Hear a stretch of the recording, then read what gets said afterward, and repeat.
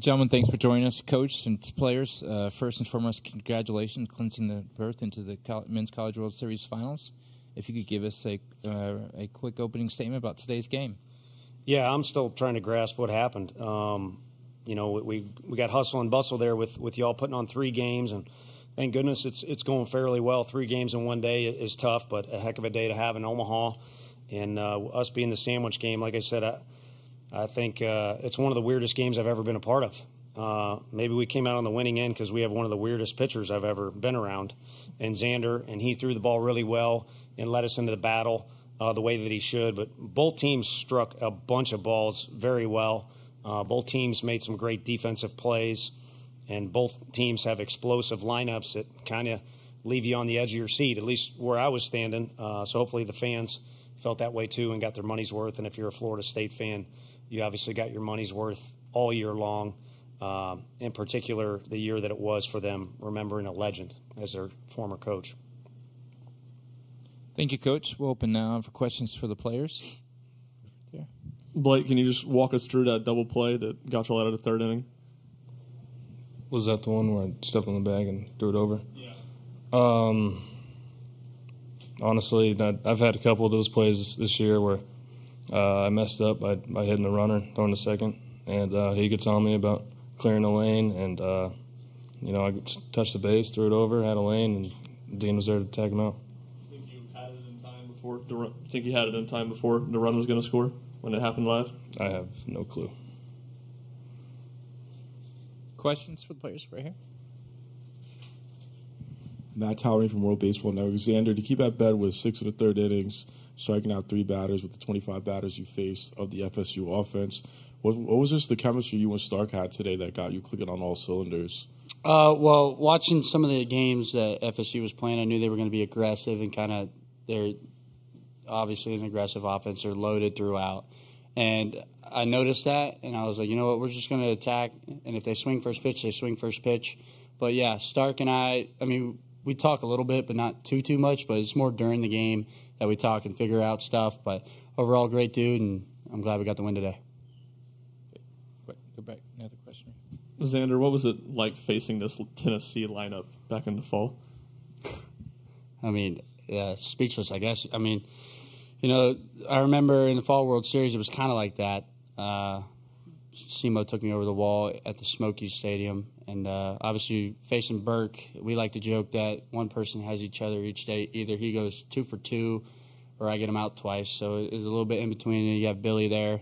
I mean, Clemson transfer, I mean, he's a threat. I mean, we're just loaded throughout the lineup. And obviously, it prepares you for moments like this, especially with FSU's lineup. You kind of think back to the fall and how you got, for example, how I got Burke out or Billy out. And you just put that forth and compete with what you got. Question right here.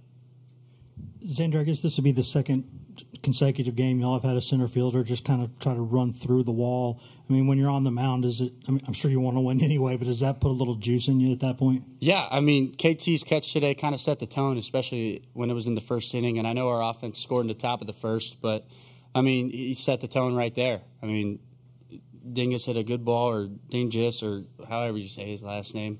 But, it's hard. But, he put a good swing on it. I mean, he hit it at 1,000 miles an hour out there. But KT running the ball kind of set the tone for today. You say that dude's name wrong, he could rip you in half. Yeah, but there's one guy that we won't talk about. Any other questions for the players? Well, one more right here. Blake, walk us through the pitch if you could on that home run. Just kind of, I know you've been, barreling up a couple and finally got that one elevated. What was that pitch and what were you looking for? First couple of pitches, he threw me a couple of fastballs and then a changeup, and then out of nowhere threw that slider, and it was nasty. It was a back foot slider, and I kind of told him like, good pitch.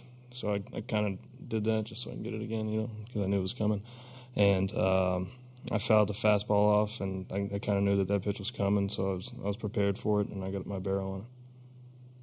Gentlemen, congrats on the victory. You can be excused. Good job, fellas.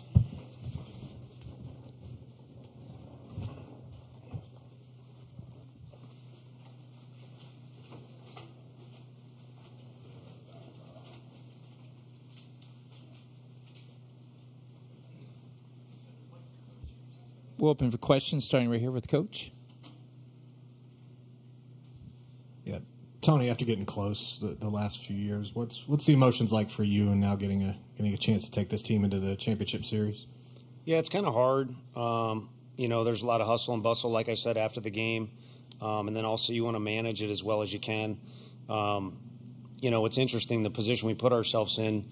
Kirby, Snead, Combs, and there's others too, but those have kind of been our main three guys are fresh as a daisy, if you're watching Tombstone. And Xander's just throwing the heck out of it and got a really low pitch count. So just kind of want to always make sure I'm doing my part and putting these guys in a good position to succeed. But Xander wouldn't let you take the ball out of his hand today, and we decided to utilize those guys. So that's just kind of where my head's at, I guess. It's not a great answer. But, it is cool to see a cultivation of just like Burke's development and Kirby being a mainstay of this program and Xander, his contribution over. So there's we kind of always say before something happens, and there's been a lot of build-up into the successes we've had this year and the failures too, to be honest with you. And it's just been fun to be a part of. And as far as my emotions, I'm kind of at the point where I'm just following these guys.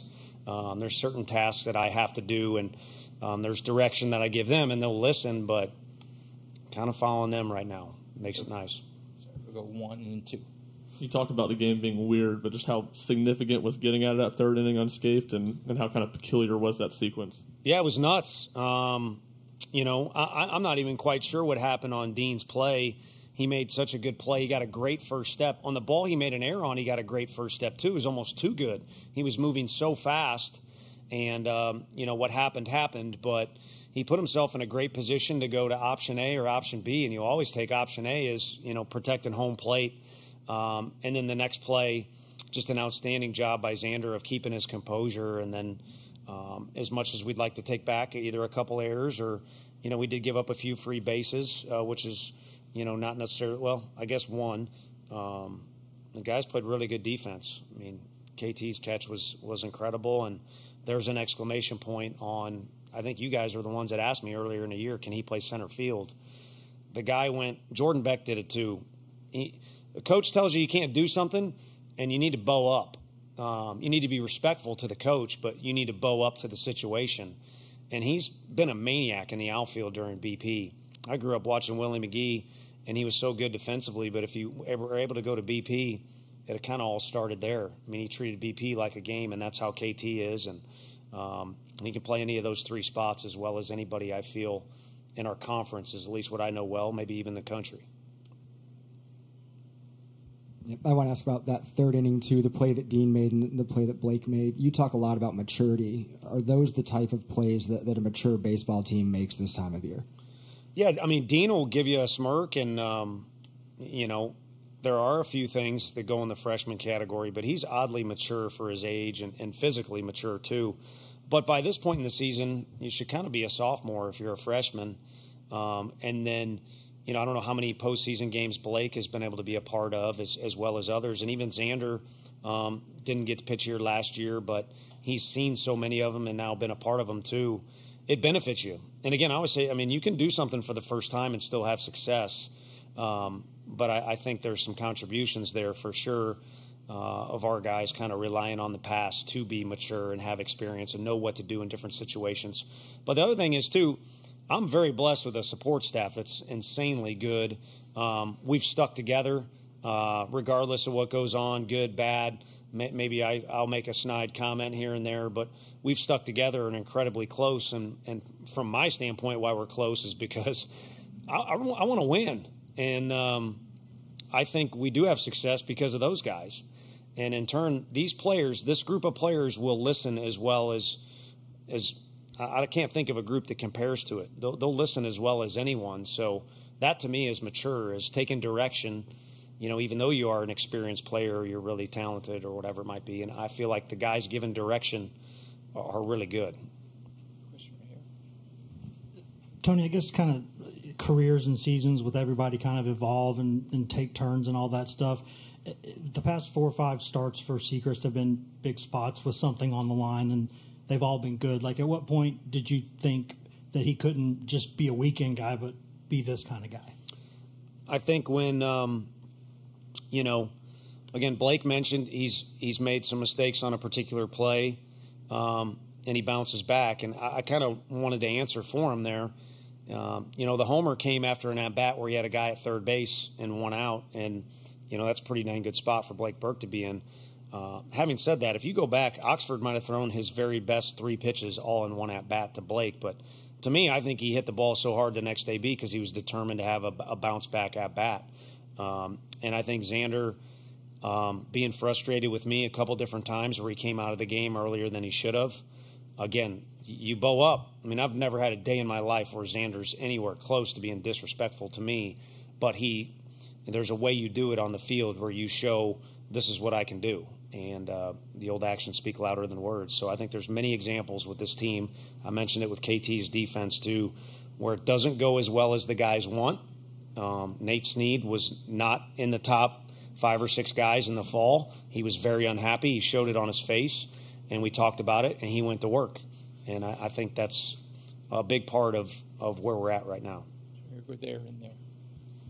Going back to the preseason or even in the fall, did you anticipate this team having the power numbers that they have? No, but I don't know that I've applied myself in that manner. Coach Elander will, and it's because it's near and dear to his heart. He did it. He knows how to do it. He works on it with the guys, but it's never a huge stressor. I mean, look at today. I mean, how many home runs could you argue were hit on a day where the wind's blowing out or we're playing in a smaller park? So sometimes it doesn't happen for you the way that you want, but we knew our guys would take consistently good swings. We knew they were very physical, and we knew we'd have some depth. And, Reese didn't have the best day today, but it's kind of nice being able to put Inslee in that DH spot and feel good about it. Yeah, I think after the 6th inning, Xander had 66 pitches, and Florida State's guys had 120. It was similar to what happened against North Carolina the other night, too. I'm curious how much you think the pitch selection, the way you guys work counts, has contributed to the success hitting all season, but especially here. Yeah, it's another thing. I mean, I don't know where we stack up with walk totals and stuff like that.